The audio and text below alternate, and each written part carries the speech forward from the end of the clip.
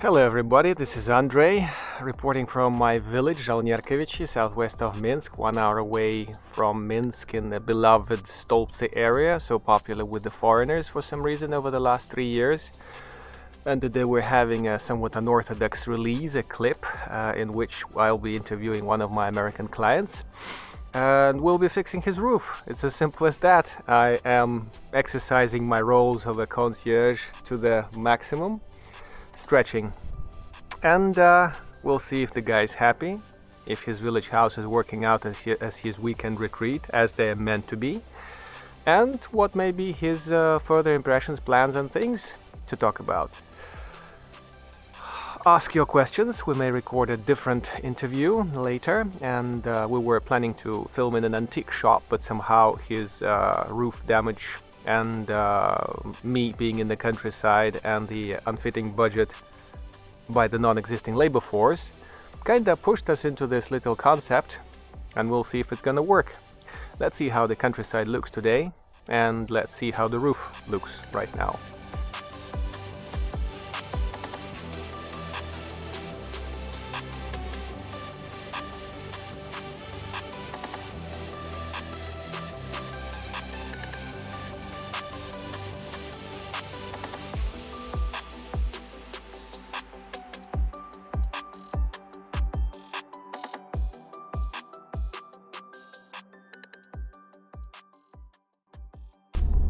Well, I must say it's a lot of fun. On the way to the house of the American guy, I stopped by the house of a British guy, and fixing the roof when there's just one person with ladder, which is not enough to reach the point of attention. It's a lot of fun. It's a great exercise. Every morning on Saturday, on Sunday should be like this. Well, let's hope the guy's there. He reached on time, and we'll see what the trouble with this roof over here.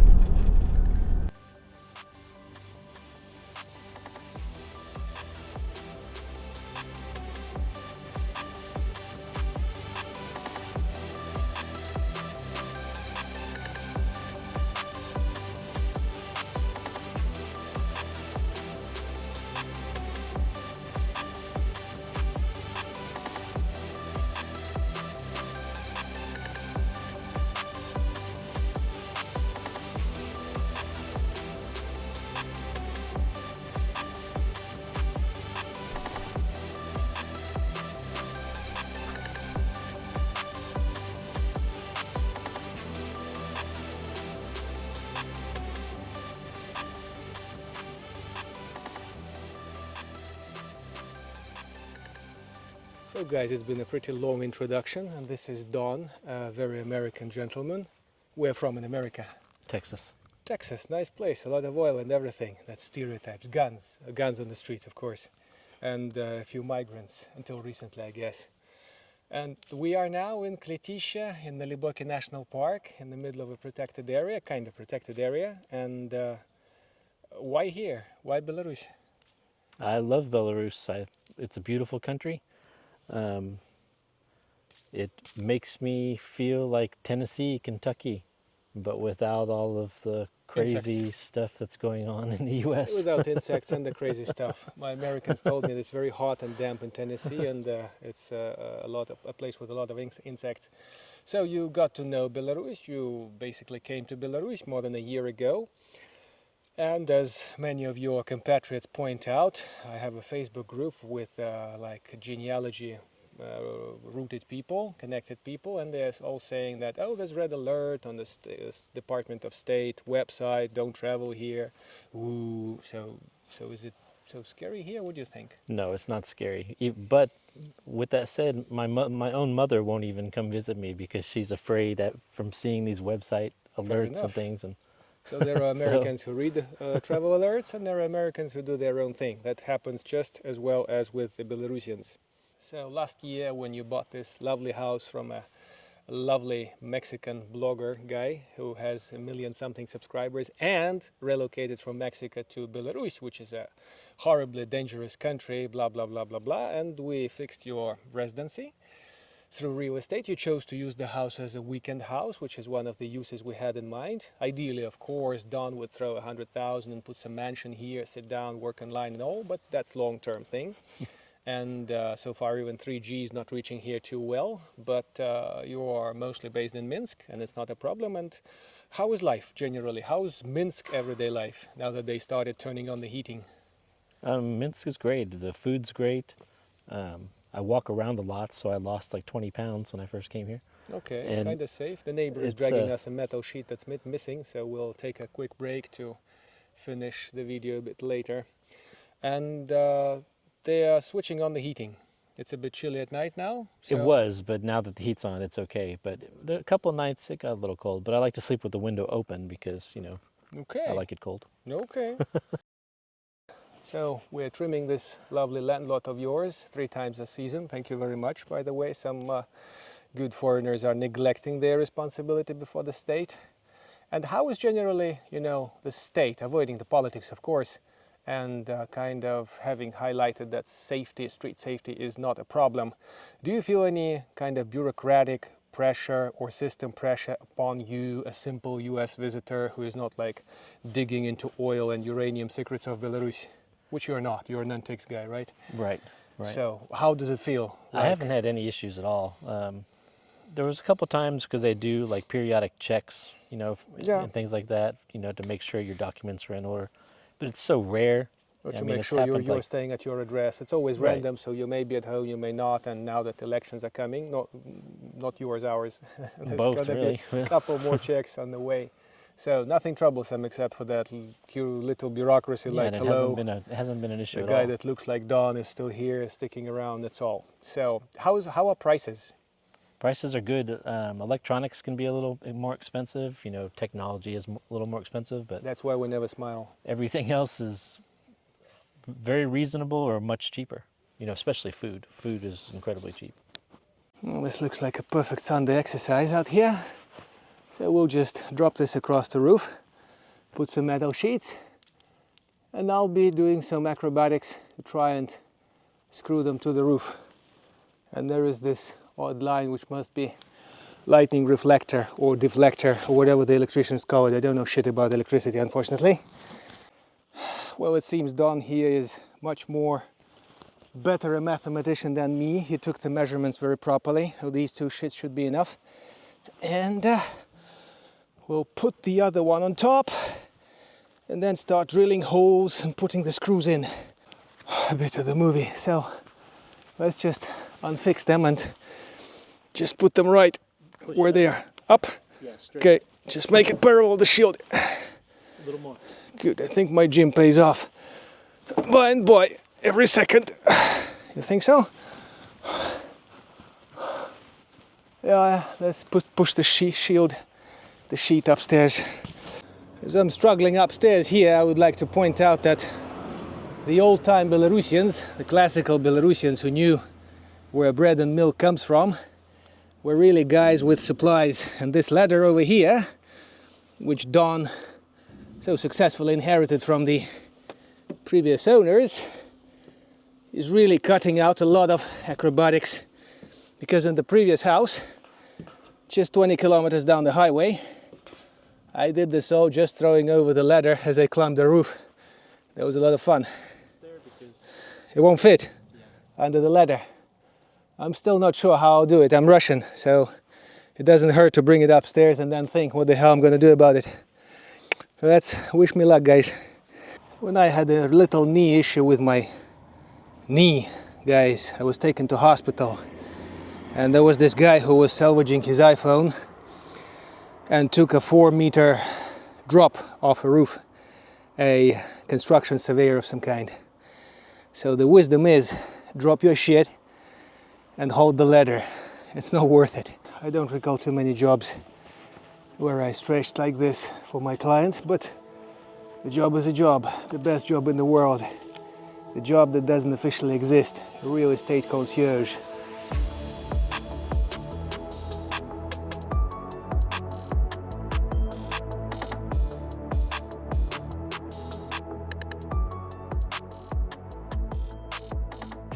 Well guys, as always, we're optimistic too early, and we need this much of metal.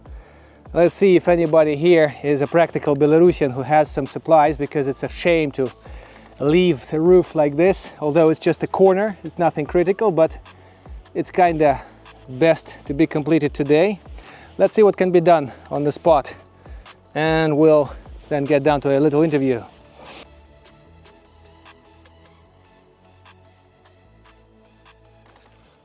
Now that you are a better cook than I am, I'm pretty certain of that. How do you view the food cost, food availability? I know that some American expats are missing like that very kind of jam that they want somebody to bring in.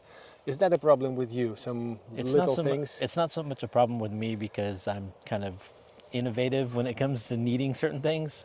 But like being from Texas, you know, I want jalapenos. They're not easy to find here, but I have found them, and I found a store that stocks them regularly.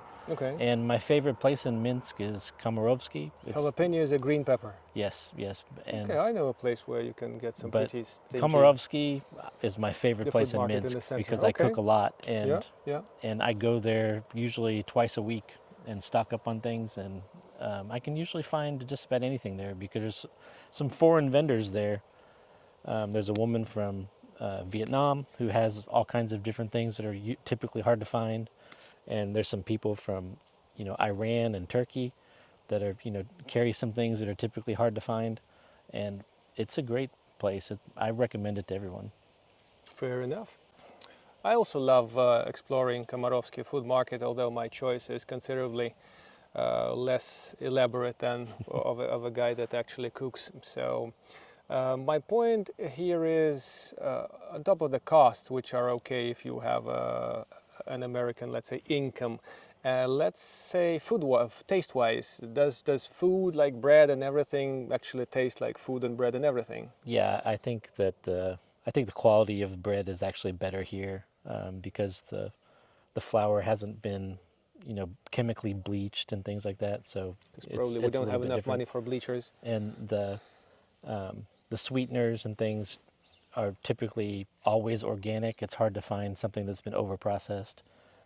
Any of the soft drinks and things like that, they don't have, you know, a lot of, you know, there's definitely no high fructose corn syrup in anything, unless you specifically want, you know, corn syrup. But you tried the Mac replacement or the KFC at some point, out of curiosity? Oh, of course, yeah, of course. In fact, I eat at Burger King probably too much, but okay, yeah, fair enough. That will have to be dealt with.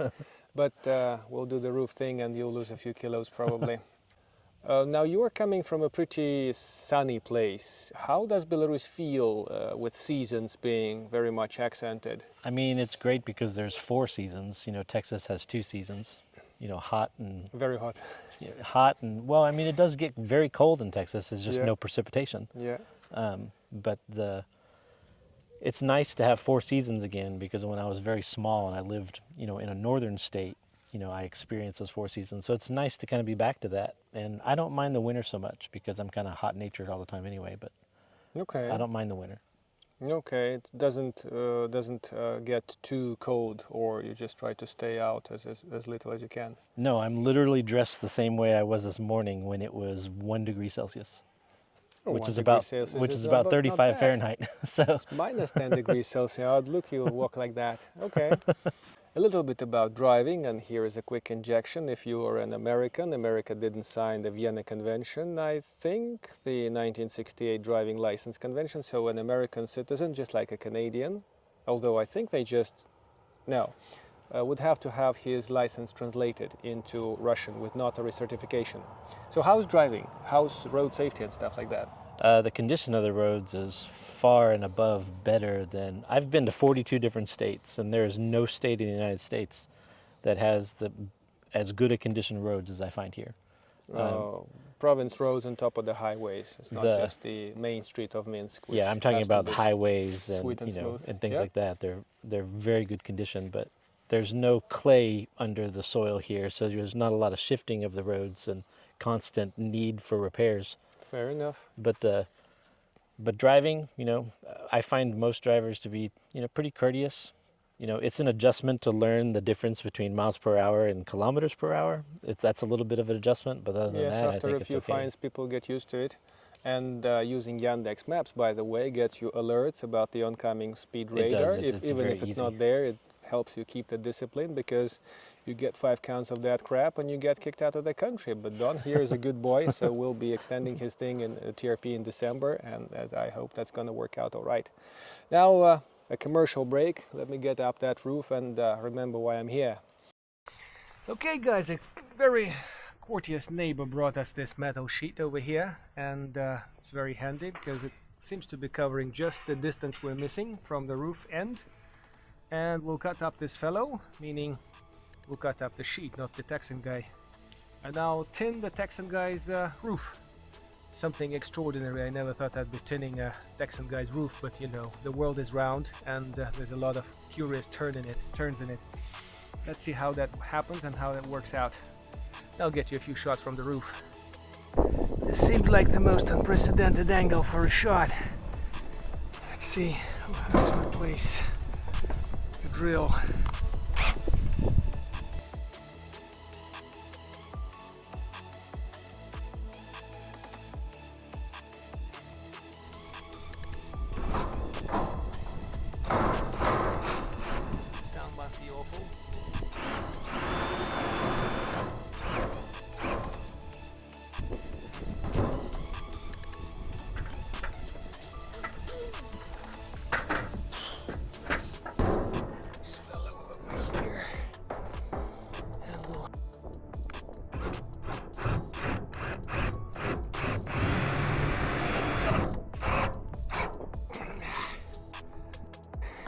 Yeah, the angle is cool over here.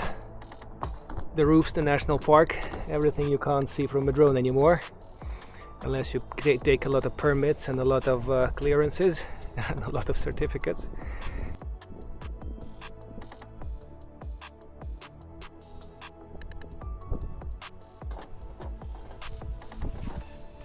Stop recording.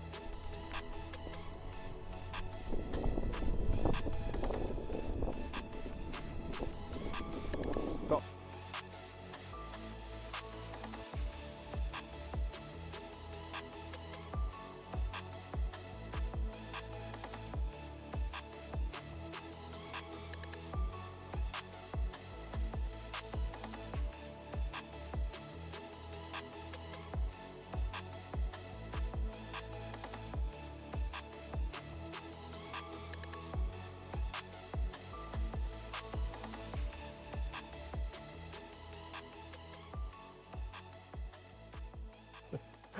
So we have changed the location, the roof is fixed. I guess not the best roof job in the area, but the other side of it may be waiting for the other clip somewhere in spring perhaps. We'll see what kind of winter we're gonna get. So you're surviving the seasons all right? Like, what was the worst thing to get adjusted? Language perhaps? Culture? Still language. Culture has been okay, but because I've been friends with a lot of Belarusian, Ukrainian, Russian people. Belarusian. Belarus, the adjective is Belarusian. But I've been friends with a lot of people from these countries for many years. Yeah. So the culture hasn't been so much of a problem. The language, a little bit, but я немного говорю по-русски. Practice makes perfect. I'm not sure if I should ask about elections or women. I guess women are complicated, aren't they? Oh God, yes. That makes the whole thing more exciting. And yeah, I'm wishing all the best in that respect. You'll see a marriage clip filmed maybe 6 months earlier. The paperwork requirements for an American are a bit steep, but doable.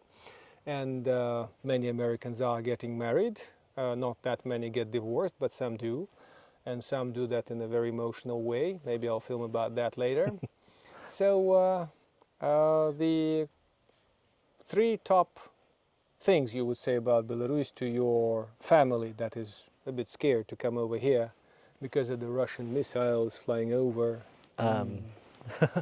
The first thing I would say is that don't believe the propaganda because the propaganda is massive against these countries. Don't believe the propaganda. Secondly, the food is amazing. It's cleaner. It's even when you feel like you're eating very unhealthy, you're still losing weight because we're just not used to not living full of over-processed stuff all the time. Third, I would say that there's little things that amaze me all the time, such as the sidewalks. The types of brick inlaid sidewalks and stuff that they have, they're stone inlays. Yeah.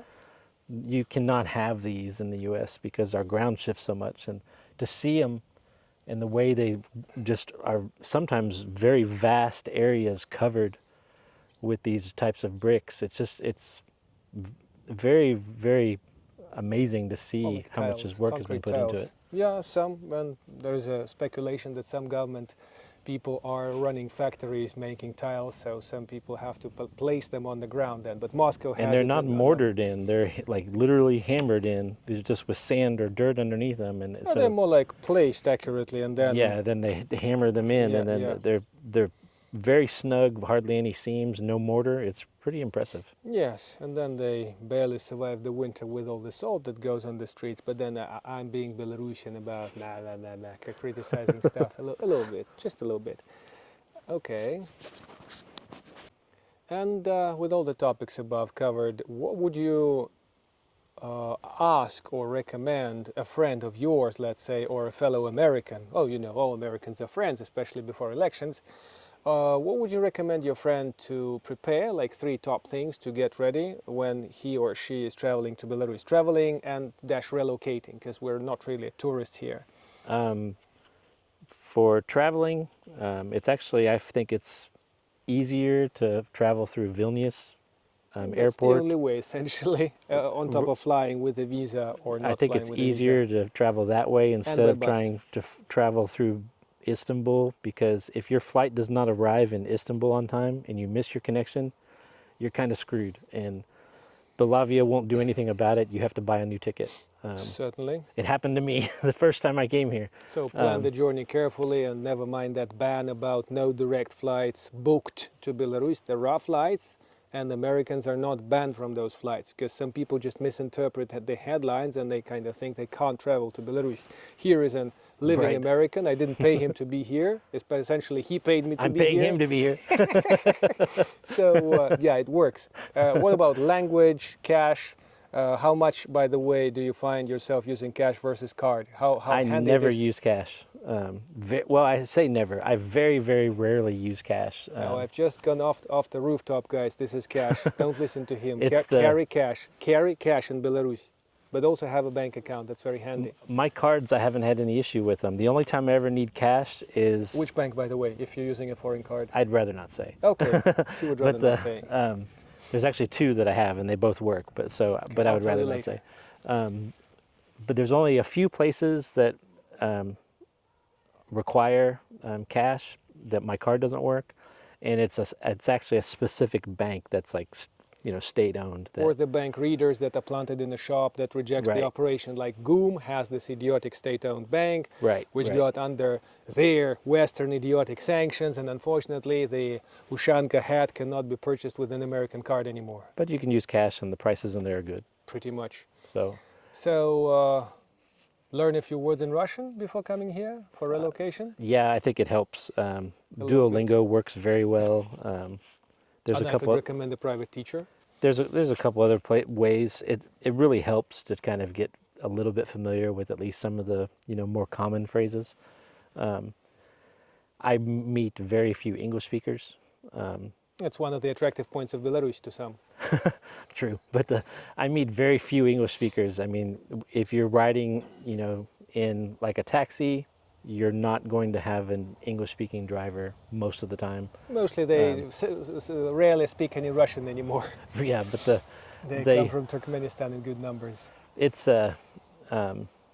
I do run into English speakers, and it usually surprises me that they're people that are closer to my age, rather than younger people, which is kind of surprising to me. 25 to 55 audience statistics over here, mostly males. Girls don't watch my stuff. But younger people, they do not speak English at all, and if they do, they speak it very well. Those are the ones that I do meet that speak it. They actually speak it very well, which is usually impressive too. But it's funny. I had an Indian tourist the other day. He said everybody outside speaks English outside his hotel. That was Minsk Hotel. So I guess it depends on one's luck and where one is walking to encounter English speakers. And so you're staying. You're not running away. You're not having any fears of the elections mess or any nuclear strike or something. No, I consider this my home. You have a perfect cellar in there to survive a nuclear strike. So then I wish you all the best and enjoy that mushroom stew that Mademoiselle is cooking up out there. I hope she knows what she's doing. Yeah, she's foraging for some more. So. Cheers from Belarus. Guys, if you have any questions for Don, please put them in the comments. Appreciating your likes, your dislikes, your $5 to the channel. Thank you very much. And this was Andrei, Donald, and the rooftop somewhere in the middle of Western Belarus. And my smoky fire. And his smoky fire. Cheers. Thank you, Don. See you later.